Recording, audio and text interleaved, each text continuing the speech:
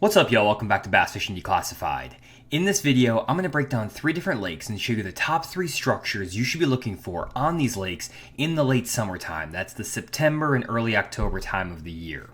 First, we're going to take a look at Lake Tenkiller in Oklahoma. Lake Tenkiller is a highland reservoir that has relatively clear water on the lower end, maybe 4 to 5 foot of visibility, and then on the upper end up here, you might have 1 foot to 2 foot of visibility. I'm going to show a couple different areas around here that are great late summer and kind of early fall areas and structures to check out. First, we're going to start in the mouth of this major creek, and I got some recommendations to show my pointer a little bit more, so I figured out how to add this little circle here. So whenever you see that circle, that's kind of the area I'm focused on the map here. Basically what we have is a really nice main river channel kind of in this area right through here, and then it works its way back into a creek. Whenever I'm looking for fish in this late summertime, I expect these fish to be migrating from the main lake and the main river channel out here back into the creeks. And there are 3 types of structures they like to stop on. The first is the easiest, especially if you're fishing without forward-facing sonar. It's kind of the most approachable structure. And that's going to be main lake and secondary points that are on the path into these creeks. So this area right in here. Basically, you have an intersection of the main river channel and that secondary creek channel, and there's several points in this area, right in here, and there's even a few more here, as well as over here. So we have a lot of different points that you can check out. These points are anywhere from, let's say, 3 foot of water out to 25 feet of water, depending on the section of the lake you're in. I'll show you a different section here in a second. But in this area of the lake where you have, let's say, maybe 2 to maybe 1.5 to 2 foot of visibility range, you want to be looking in the late summer relatively shallow, in that maybe 2 to 10 foot range. You want to try to find groups of shad around some type of rock or some type of wood cover, whether that's a brush pile, stumps, bigger boulders, or rocks. And I'll just graph these areas with side imaging. Find those areas, look for bait fish around them, and then throw a crankbait and a jig around those areas. That's usually how I target them. Now, another great area to check out are actually small ditches that are leading from the main river channel, as well as some of these secondary creeks, into flatter areas. So one great example is going to be this ditch right here. This is basically a little inlet that cuts between 2 islands, and there's a little bit of a saddle here, but there's a ditch that runs right here where you can see a little bit deeper water cutting in to this flatter area. The fish are actually going to be setting up in the center of this ditch, and you can graph this with your down imaging and side imaging and try to find isolated balls of bait fish that are setting up in anywhere from, let's say, 10 to as deep as 40 feet of water, depending on how clear the water is. I will then basically try to throw baits like a swim bait or even an Alabama rig through these kind of ditches at the same level as the bait fish and any fish I see on my graph. And if you have forward-facing sonar, you can target these fish with a tamiki rig, with a jigging spoon, things like that. There's a lot of these little ditches that will cut into these flats, and you can see another one right in here. There's another one right over here. There's a lot of these little ditches that cut off the main channel, and there's another one right here. I've caught a lot of fish out in the past here on Tenkiller. And basically, these fish will just move in these little drains and ditches, and they may set up on some areas, and there's a little rocky spot right here on the edge of this flat right in this area that the fish will set up on at times. But a lot of times, they'll just be in the middle of this little drain or ditch, and again, you can catch them using swim baits, Alabama rigs, jigging spoons, or a Demiki rig if you have forward-facing sonar. The last type of area you want to check out are actually the dead center of these major creek channels. So not only do you want to target these ditches, but you can also just target the center of the creek channel itself, like right through here. And you basically start it where the main river channel and the secondary creek channel intersect and work your way all the way back into these creeks. And you can basically now get a good sense that these fish are going to be in 3 different areas. They're either going to be in these little ditches right here that we talked about, right in this area. They're going to be in the middle of this creek channel, which is kind of a place where you need forward-facing sonar, honestly, if you're going to target these fish effectively, unless they start schooling out in the middle.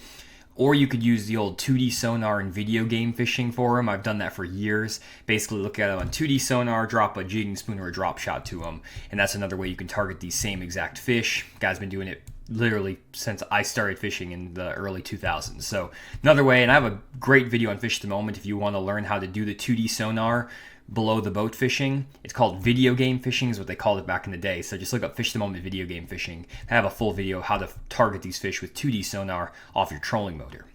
And then you can also target these flatter points leading into these creeks and through here. Now, in this area of the lake, again, 2 foot of visibility, I'd be looking in probably somewhere between like the 5 foot of water range up on these shallower points, all the way out to 20-25 feet of water range out in the middle of these creek channels. But as you get further and further down the lake, where you get maybe 4 or 5 feet of visibility, you can catch a lot of fish this time of year, especially as that thermocline starts to deteriorate, as deep as 40 or 50 feet of water. So if we take a look at a couple of similar looking areas, we have a creek that cuts in here and a couple other areas that are similar to what we just talked about. And again, if you're going to try to fish some of these points and things like that, we have a point right here that the map will load here. Give it a second. Right in this area here, that map's not loading right there. So I don't know exactly what's happening on that, but you have a couple of points that are leading in, like this point right here that runs up next to the channel. You have another little secondary point right in here. This map is not loading. There we go. Secondary point that runs right here. You have another secondary point right in here. So those are those secondary points, and these are a little bit deeper. The flat spots are kind of in that like 15 to 30 foot range. And because the water clarity here is 4 to 5 feet, those fish will set up a little bit deeper in this part of the lake. You can also find fish leading into some of these little ditches and cuts and things like that. So here's a really deep ditch that these fish might be in. That's like right here. It seems really deep. It's like 70 feet of water in the middle coming up against 40 feet. But those fish will be suspended over 30, 40 feet of water, over 70 feet a lot of times on these little drains and ditches. They may be in some of these shallower little cuts and ditches, or some little, like a little ditch right in here.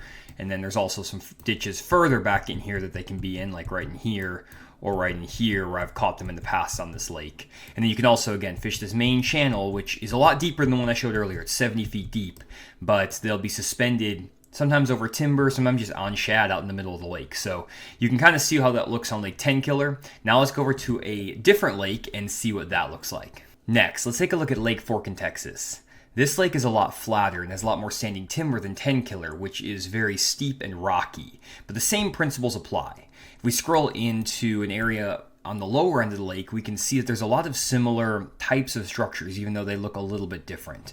If we follow this main creek channel into this giant creek here, it's a lot bigger creek than what we were dealing with before, we still have a lot of these similar looking areas. We have these flatter points in here, right in here.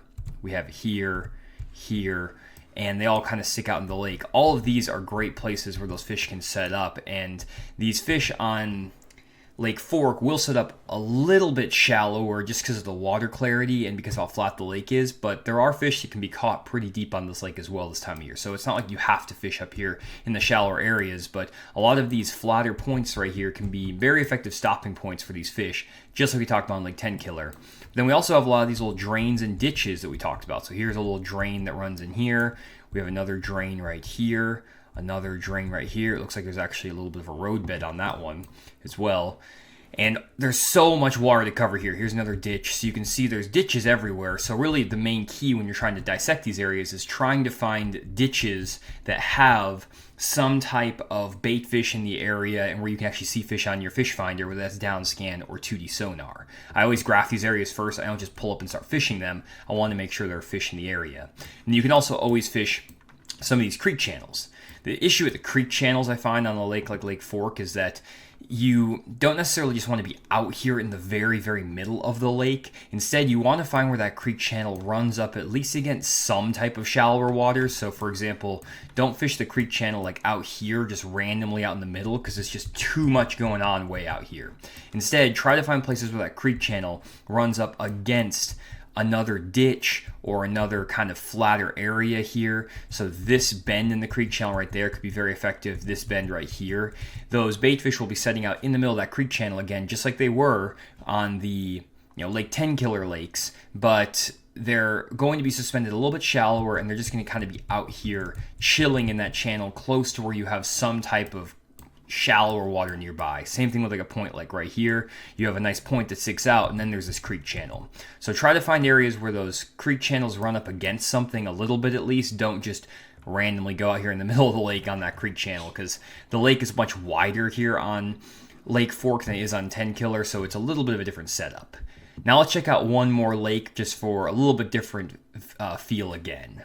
Okay, last up we have Lake Eufaula in Alabama. This is more of a river system type lake that has some shallower flats all over the lake, though on the lower end you have some deeper water and some more defined creek channels. And on the upper end, it's definitely a lot flatter up here. So we're going to talk about both sections of this lake, the top of the lake and the bottom end. We'll start on the bottom end because it sets up a little bit similar to Lake Fork and Tenkiller, which we're familiar with already. And basically you have a lot of, again, the exact same stuff we're talking about, though again it looks a little bit different. So you lead into this creek and you have a lot of these flatter points that we can see, like right here. You have even like a flat little drop off or a thing here, another flat point in through here. And then we even have some flatter areas on this ledge right here where these fish can actually set up as they move into these creeks. So you kind of have more of this like ledge type situation. But I don't like to fish the like super deep ledges, 15, 20, 30 feet of water most of the time in this late summer period. I like to actually move up on some of the shallower flats and the shallower ledges, so where that creek channel runs up against an area that's maybe 3 to 10 foot deep rather than out here in like 17, 18, 20 feet of water on these ledges. So this all through here is like a ledge.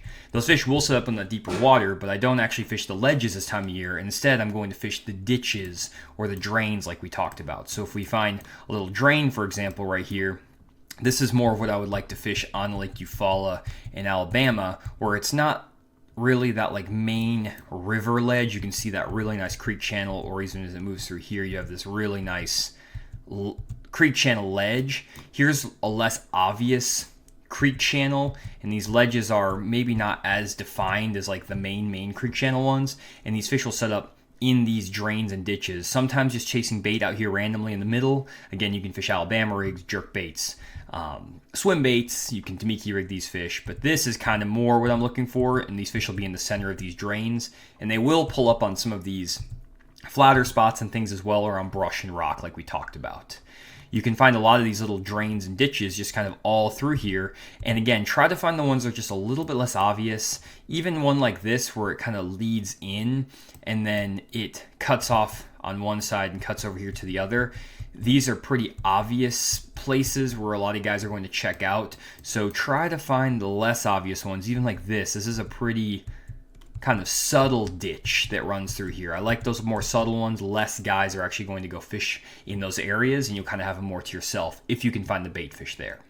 And then last but not least, you can always fish in the actual creek channels themselves. This is actually a good example of where you can fish in the center of a creek channel, because this is one of the few really defined channels that's on this lake. So you can fish the center of that creek channel, just like we talked on Tenkiller or on Lake Fork. Now, if we move further up the lake, it flattens out a lot, and there's not nearly as much of those like defined creek channels feeding bigger creeks. There's like a couple of small little tiny creeks and things like that, but as you get way up here, I mean, it's just a very flat, stumpy area. So how would we handle this situation? Well, basically what you're going to do is deal with these feeder creeks in here as if they're their own kind of lake. That's how I like to think about it. So we have this creek through here, this creek through here. Think about this as like a mini Lake Tenkiller basically. And what you're going to find is that this is now going to be your main river channel in through here in this creek, rather than actually worrying about this. Like, this is technically your main river channel out here, but treat this as your main river channel when you get further up in these really flat sections of these lakes. And what you'll want to find then are these structures within this. So for example, you want to try to find a flat point. So here's a flat point leading into this little bay. And then as you kind of have these secondary creeks that cut off, you have all these flat points right here, right here. There's another one over here. These are all these little stopping points these fish can set up on, and you can find them in some of these other little creeks over here. For example, again, as you get through here, these creeks will come through, and then they'll create little flat points right here, maybe right in here, right up here. So that's kind of what you're looking for from a flat point perspective. From those ditches and things, you're going to have little ditches and drains like right in here off that main channel that cut into these flats. So here's your little ditch or drain. These are going to be a lot shallower, guys. So you're going to be dealing with stuff that's in like maybe that 10 to 15 foot zone rather than like that 30 to 40, 50 foot zone. So a lot of these fish you'll have to catch on like a shallow diving jerkbait, maybe like a Vision 110 rather than using like a Tamiki rig or a heavier swim bait. So you want to really target these areas where the bait fish are pushing into these little tiny creeks that are a lot less obvious, even like this little tiny cut right here. That's just a little ditch that runs in here, and that little ditch can be extremely effective right in here as well if the bait are piled up in there, and you can find them again on a jerk bait. You could even catch some of these fish on like a spinner bait, cranking, things like that. So really good stuff there. And then you can also obviously find these fish in the middle of these actual creeks, chasing bait with Demiki rigs, throwing an A rig, so you can get in the center of this channel and find bait as well. So that's how you would do it on a lot of these different types of lakes. This type of deal is really set up on more of these lakes that have those defined creek channels. So if you're on a northern natural lake, this isn't exactly how you want to be targeting those fisheries because you don't have a lot of this sort of stuff. I did a video in my, I think it was a couple weeks ago, that was talking about trying to find isolated rock and high spots and things, and that's what I would actually recommend for anyone who's fishing on a northern natural lake. So go check out that last video. It's like the #1 place to look for fall bass, or for late summer bass or whatever it was. I'll link the video in the description. Check that one out if you're on a natural lake. But if you are on some of these lakes that have creek channels and have a similar look to what I showed in this video, try a couple of these different areas as the fish migrate. They may be more towards the mouth of these creeks at the very beginning here, and then as you get later into the summer or even into the fall, they might be all the way halfway in the back of these creeks. So you may have to check a lot of this stuff, and these fish are going to move every 2 to 3 weeks, or even sometimes every 2 to 3 days sometimes around these areas as these temperatures drop. So stay on the move, check out a bunch of these areas, look for the bait fish with your sonar, and you're going to find a bunch of fish. Hopefully this video is helpful. If you enjoyed, make sure to subscribe to the Bass Fishing Declassified YouTube channel, and we'll see you on the next one.